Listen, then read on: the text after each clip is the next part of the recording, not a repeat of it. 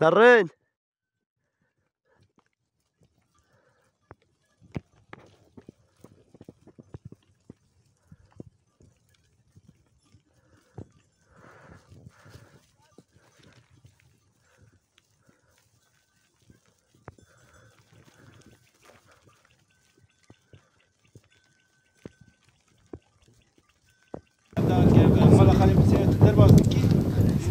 Şu karşıda zaten küçük oğlum. Onlar otlatıyordu. Köpek saldırısına uğradı. İkincisinde de hemen caddenin alt tarafında büyük oğlum bir de amcasının oğlu beraber tekrar otlatırken ayın 15'inde 13 gün arayla. Bu sefer çocuk bu köpeklerin videosunu dahi çekmiş kanıtlamak için. Ama ilgilenen yok. Baba geçen sene Mardin'den köpek barınağından işte bizim köye bir sürü köpek saldırdılar buraya. Geçen sene 3 tane hayvanımıza saldırdı. Barınak köpekleridir. Barınağın buraya kendi arabalarıyla getirip bıraktığını gören insanlarımız var. Şahitler var, biliyoruz. Muhtara ben başvurdum. Muhtara her şeyi anlattı. Muhtar dilekçe verdi. Birkaç dilekçe verdiğine dair belge filan var zaten. Bir sürü de telefon açtırdık barınak ve belediyeye. Ama hiç kimse ilgilenmedi. Biz de peşine düşmedik. Bu sene işte 2 Ekim'de bir çocuğum çobanlık yaparken gene 8-10 tane köpek saldırdı. Ben geldiğimde zaten çocuk ağlıyordu, korkmuştu. Kendi canını kurtarmak için kayadan düşmüştü. Hayrola ne oldu dedi, baba köpek saldırısına uğradı. Ne zarar ziyan dedi, 3 tane. Ondan sonra baktık ki eşim çıktı buraya baktı dedi hayvanların yarısı yok dedi. Bu sefer çocuklarla beraber otlattığı yere götürdük.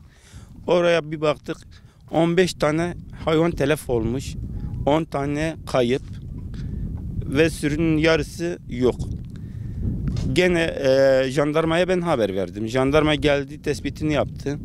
Veterinerleri çağırdım. Veteriner de geldi, tespitini yaptı. Raporunu tuttu. İşte veterineri çağırdım. Tutanağını tuttum. Ve jandarma da tutanağını tutarak gitti. Belediyeye başvurduk, muhatap çıkmadı. Elinden bir şey gelmiyorsa bu köpekleri niye barınaktan getirip buraya bırakıyorsun? Bu saldırgan köpek.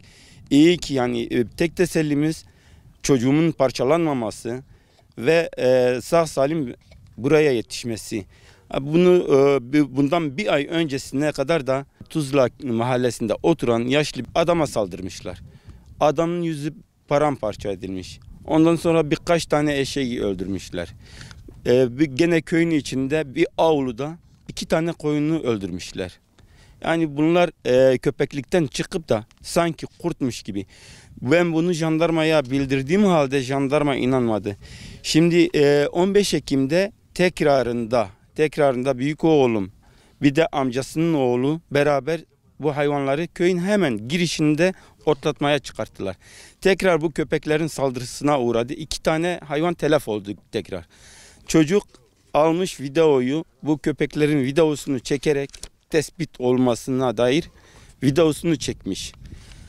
Ve o videoyla bir de telef olan hayvanların fotoğrafını çekti. Jandarmaya haber verdik, dedi o fotoğrafı, videoyu getirin, tutanak tutarız. Onlar da bir şey yapmadılar. Belediyeyi arıyoruz, muhatap bulamıyoruz. Barınak diyor ne yapabiliriz? Bizim gördüğümüz sanki bir çeteymiş gibi 10 tane sürekli beraber geziyor. Çünkü sadece benim hayvanlarıma saldırmadı. Ali Paşa köyünde Hadi Beyazıt'ın 8 tanesini öldürmüş. 8 tane keçisini öldürmüşler bu hayvanlar. Hepimiz biliyoruz, hepimiz bu hayvanları görmüşüz, hepimiz şahit olmuşuz. Sadece ben değil.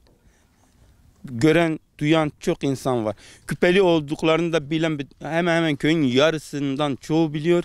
Bu köpekleri buraya bırakan belediye aracını da gören arkadaşlarımız var. Büyükşehir Belediyesi. Büyükşehir Belediyesi'ne ait olduğunu söyleyen var. Ve buraya bırakıldıklarını da söyleyen adam görmüş, demiş bu köpekleri niye getiriyorsun? Yok, bunu bir hafta sonra tekrar geri alacağız diye salmışlar buraya. Bu köpekleri bir şekilde Saldırgan köpekler, çünkü yarın öbür gün bir çocuğu öldürse, bir insanı öldürse biz ne yapabiliriz? Yani bunun bir maddiyetle bir alakası yok çünkü.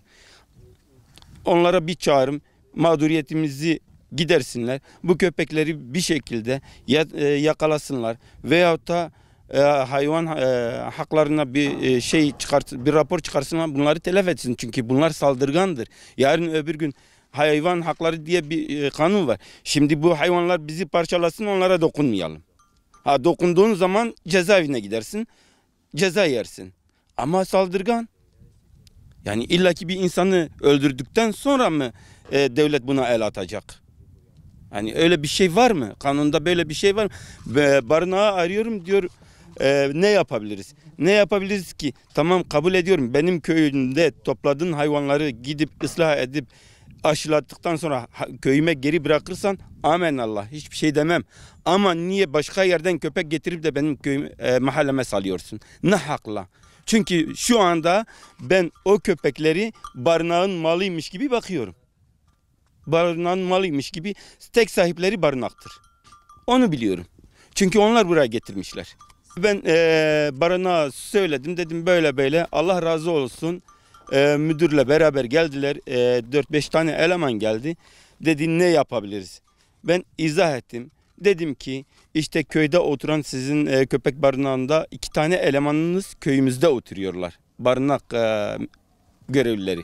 Dedim onlara bir görev verin. Burada dursunlar. Bu hayvanları ta ki yakalayana kadar görevleri burada olsun. Biz de yardımcı olmaya çalışırız. Ben de bizzat kendim yardımcı olurum. Ne gerekirse yaparım. Yeter ki bir insana zarar verilmesin. Barınak dedi, tamam. Ondan sonra 2 gün aradan sonra TC kimlik numarası istediler. Verdim. Bana bir çuval mama gönderilmiş. Hayrola, işte ben bunu dağa götürecekmişim. Kayanın üzerine bırakılacak ve nöbet tutacakmışım. Hayvanlar geldiğinde bunlara ben cevap vereceğim. İşte hayvanlar geldi, gelin yakalayın. Ya zaten köpeklere diyemezsin ki burada dur, işte elemanlar gelip sizi yakalayacaklar. Öyle bir saçmalık var mı? Zor durumdayız. Hani işte birkaç günden beri korkudan bu hayvanları içeride yem veriyorum. Peki bu zarar, bu ziyan kim karşılayacak? İşte 10 günden beridir hayvanlarımı artık bırakamaz hale geldim. Ya sen bırak onu, çocuklarım dahi okula gidemez hale geldi. Korkuyorlar, korktular, çocukturlar sonuçta. Şimdi bir çocuğum şimdi okula göndersem köpek saldırısına uğrasa ben kime ne derim? Kimi kime şikayet ederim? Barınağı arıyorum, belediyeyi. Belediye muhatap olmuyor. 4 defadır belediyeyi arıyorum. Birisi birisine yönlendiriyor. Mardin Belediye, Büyükşehir'i ben aradım. Birisi birisine yönlendiriyor ama cevap yok. İlgilenen yok. Bir gün olup da arkadaş işte böyle yapacağız, şunu böyle yapacağız, kusura bakmayın, suçumuz var. Öyle diyen de çıkmadı. Zararımızı karşılayan da çıkmadı. İşte. Zaten telef olan hayvan telef oldu. Geri kalanların tümü sütten kesildi. Artı teker teker ölmeye başladılar korkudan. Veteriner de çare bulamıyor.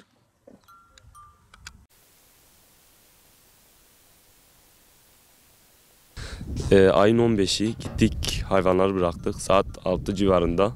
Saat 7.40'da köpek saldırdı. 2 tane koyunumuz telef oldu. 5 tanesi de yani ziyana uğradı. Zaten belli oluyor. Yem yemiyor, su içemiyor. Korkmuşlar. Küpeli köpeklerdi. 8 köpekti. Zaten kuzenim de çekti videoları, fotoğraflarını filan. Kovalıyorduk onları, o habire üzerimize geliyordu. Bizi parçalayacaklardı. Zaten başka bir şey oldu. Aşağıya indik. Yani kovalarken başka kadına saldırdı. Az kalsın kadını parçalıyordu. Yetiştik, yani taşla filan kovaladık. Kaçtılar. Saat 6 filan çocuklar filan aşağıya iniyordu. 2 kere filan biz de indik. Yani bize saldırdılar. Koşarak hani okula kaçtık. Evet, korktuk mu? Korkmasaydık kaçmaz mıydık? Köpeklerden köpek saldırdı. Yani 2 tanesini öldürdü. Yani sürünün içindeydi. 5 tanesi de zaten Kürtçe'de yani hindırıvan ya kopukluk oldu. Evet, ödü koptu. Hayvanlar artık yem yiyemiyor, su içemiyor, gezemiyor. Zaten belli oluyor hepsi. Oturmuş kalkamıyor dahi. Şimdi bunları çıkartmıyor musunuz dışarıya? Yok, çıkartamıyoruz. Korkudan çıkaramıyoruz. Şuraya geçsek köpekler direkt saldıracak. O korkudan yani artık çıkaramıyoruz. Bir de yem maliyeti var. Artık yem veremeyecek duruma geldik.